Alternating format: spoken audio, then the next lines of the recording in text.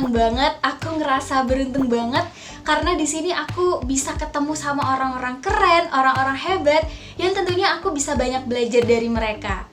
Dan nggak cuma dapet temen ya, tapi di sini tuh aku juga rasain dapet sahabat baru, dapet keluarga baru, yang dimana kita tuh udah sama-sama buat momen bareng, kita tuh udah ngerjain semua hal bareng-bareng gitu ya. Dan tentunya semua kenangan itu nggak akan pernah aku lupain.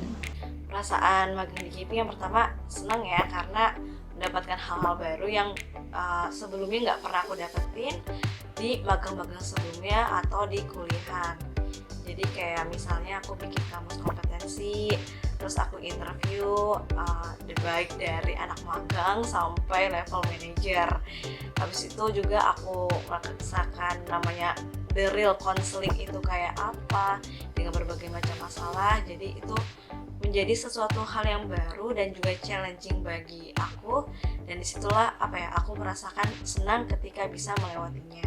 Rasanya tuh campur sari guys, rasanya tuh campur aduk, tapi senengnya karena di KIPI aku banyak belajar. Ini nih aku nemuin banyak potensi di dalam diri aku yang akhirnya berkembang, dan itu tuh campur sari banget, ada marahnya, ada kecewanya, tapi semuanya itu akhirnya seneng. Kenapa? Aku jadi berkembang, aku jadi belajar sesuatu. Banyak banget ya, terutama hektik ngatur jadwal. Gimana menyeimbangkan peranku sebagai mahasiswa dan juga tugas-tugas di KIP. Tapi kuncinya mau belajar ya, kita harus siap buat menerima tantangan. Itu aja sih. Senang, bahagia, tertantang. Terus aku capek juga, kadang aku lelah, aku sedih kadang kalau harus bentrok sama skripsi.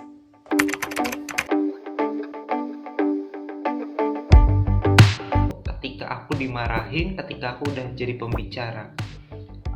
pembicara, dan aku ternyata dikoreksi pada saat itu.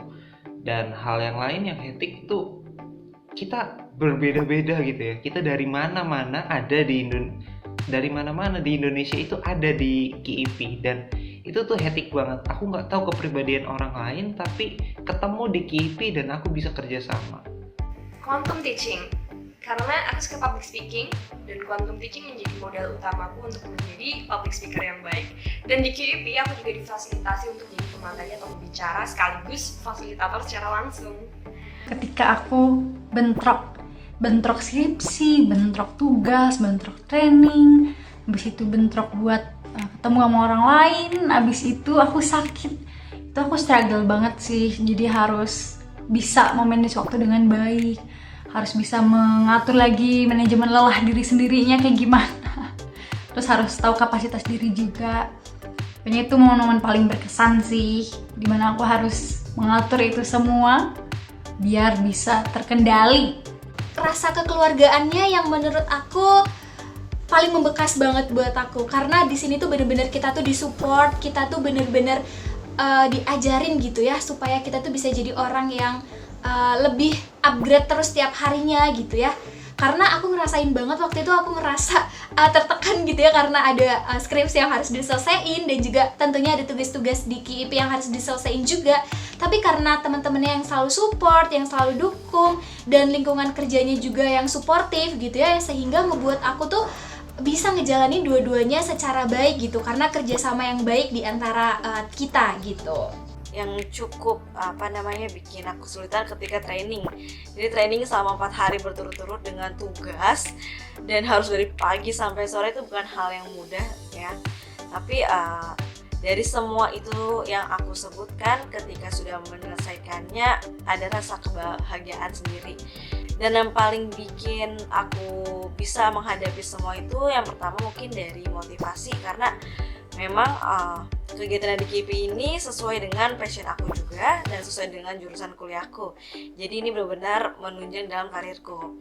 Terus yang kedua, karena teman-teman yang suportif gitu ya, teman-teman yang bisa mendengarkan keluh kesah, yang bisa bikin bercanda, bisa ajak serius juga, dan bahkan membantu, itu benar-benar menjadi poin yang bisa bikin aku bertahan dan melewati semua itu.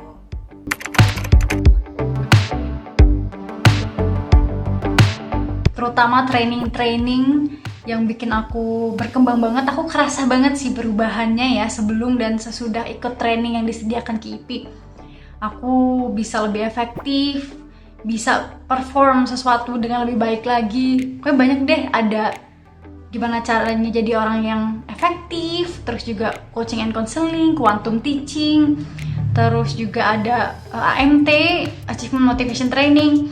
Itu 4 hal yang bikin aku berkembang pesat banget. Selain itu juga di situ kerjanya aku bisa diberi kesempatan untuk menjelajahi apapun yang pengen aku explore gitu. Jadi apa yang aku jalani di KIIP itu udah sesuai banget dengan studi yang aku ambil. Jadi harapannya dan tentunya ya dari apa yang udah aku alami ini bisa kepake nantinya setelah aku ke dunia kerja sesungguhnya gitu. Perekrutan. Jadi saat perekrutan itu benar-benar apa yang diajarin dari caranya sourcing, dari caranya kita men-screening, terus dari caranya kita menentukan aspek-aspek apa aja sih yang menjadi patokan apa aja untuk kita memilih dalam seorang kandidat gitu. Jadi memang dalam teori itu seperti ini, tapi ternyata dalam praktiknya seperti itu gitu. Dan setelah melakukan beberapa kali tes, dan tesnya itu apa ya, cukup komplit, dari psikotes dari pagi sampai sore, ada LGD, dan yang terakhir ada interview. Bahkan sebelum interview itu juga ada penugasan. Itu membuat aku jadi makin paham bahwa dalam merekrut seseorang dari yang cukup simple sampai yang cukup rumit yang ada di KIIP ini ternyata menghasilkan hasil orang yang berbeda, dan itu biasanya menghasilkan orang yang lebih bisa diprediksi itu saat melakukan dengan metode yang ada di KIIP ini. Aku banyak banget belajar hal-hal baru, ilmu-ilmu baru, kesempatan baru, pengalaman baru yang tentunya belum pernah aku dapatin sebelumnya. Dan ilmu-ilmu itu tadi menurut aku berguna banget buat aku pribadi gitu ya, untuk bekal memasuki dunia kerja yang sesungguhnya.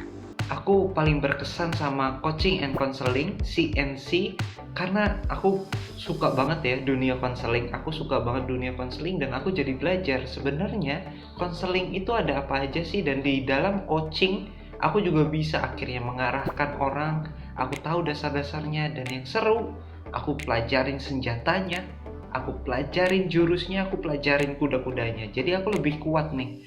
Aku bisa tahu gimana menghadapi orang-orang yang berbeda-beda. Itu keren banget guys. Coaching and counseling, karena di sini kita diajarin gimana cara menjadi seorang leader yang baik. Dan sebenarnya seorang leader itu nggak cuma di dunia kerja aja, tapi gimana cara kita memimpin diri sendiri dulu gitu.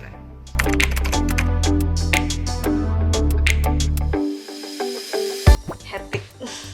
Investasi masa depan. Tempat berkembang, Ya smartphone yang banyak fiturnya dan banyak kegunaannya. Tempat yang tepat gitu ya untuk kita belajar dan juga bertumbuh.